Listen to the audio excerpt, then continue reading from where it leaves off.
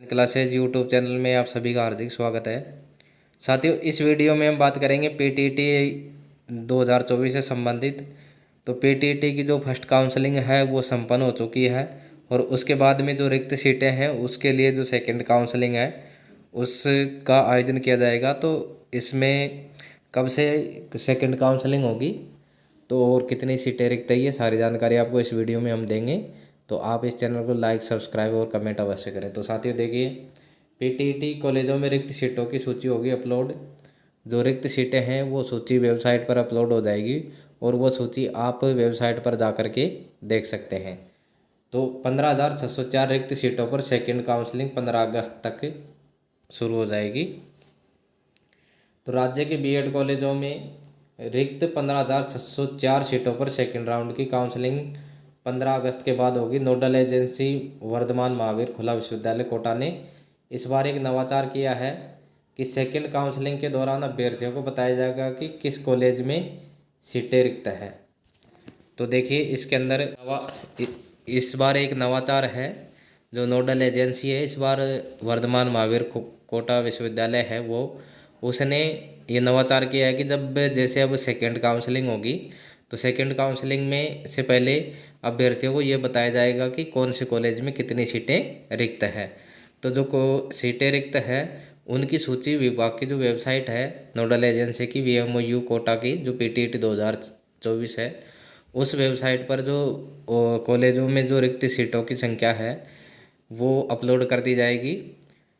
तो second counselling के दौरान अभ्यर्थियों को बताया जाएगा कि किस कॉलेज में सीटें रिक्त है। अभ्यर्थी अपनी सुविधा के अनुसार उन कॉलेजों को वरीयता के आधार पर भर सकेंगे। पूर्ण सुधार है कि पहले पता नहीं रहता था कि कौन सी कॉलेज में कितनी सीटें रिक्त रह गई, कितनी भर चुकी है।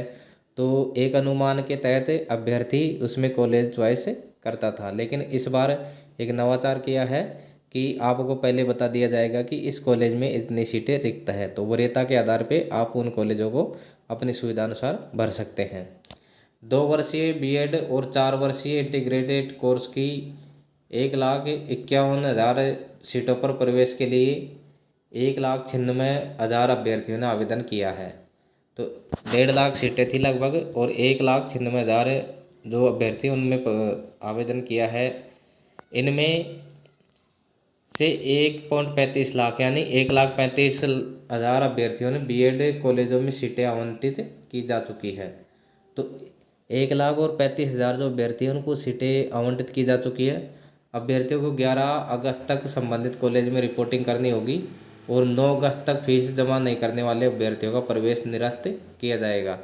तो अभी की जो स्थिति है वर्तमान समय में वो ये है कि 11 अगस्त तक रिपोर्टिंग करनी होगी और 9 अगस्त तक फीस जमा करवानी होगी।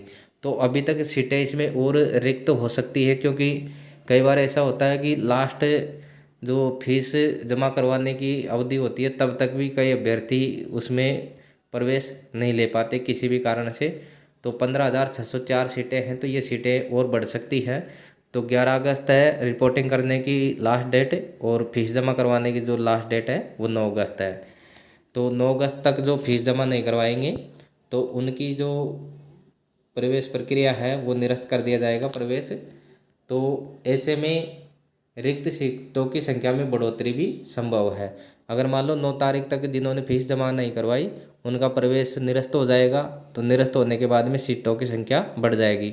अभी केवल पीटीईटी के बाद पास जो संख्या है वो केवल जो कॉलेज आवंटित की है उनकी संख्या है। जिन्होंने रिपोर्टिंग की है उनकी संख्या अभी तक पीटीईटी ने वेबसाइट पर या उनकी गणना नहीं की गई है। अब 11 अगस्त को जैसे रिपोर्टिंग होगी उसके बाद में पता चलेगा कि कितनी सीटें बढ़ी है।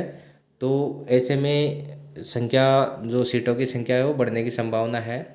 तो पीटीईटी के समन्वयक ने बताया कि जिन अभ्यर्थियों को कॉलेज आवंटित हो चुकी है उन्हें 9 अगस्त तक 22,000 रुपये की फीस जमा करानी होगी, अन्यथा उनका प्रवेश निरस्त माना जाएगा।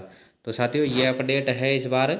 तो जिन साथियों का जो फर्स्ट राउंड है काउंसलिंग करवाई थी उसके अंदर कॉलेज आवंटित नहीं हुई उनको घबराने की आवश्यकता नहीं है, क्योंकि 1.51 लाख सीटें थी इसमें या 1,51,000 थी, उसमें 1,96,000 इसमें आवेदन हुए हैं। तो सबका सिलेक्शन लगभग हो जाएगा।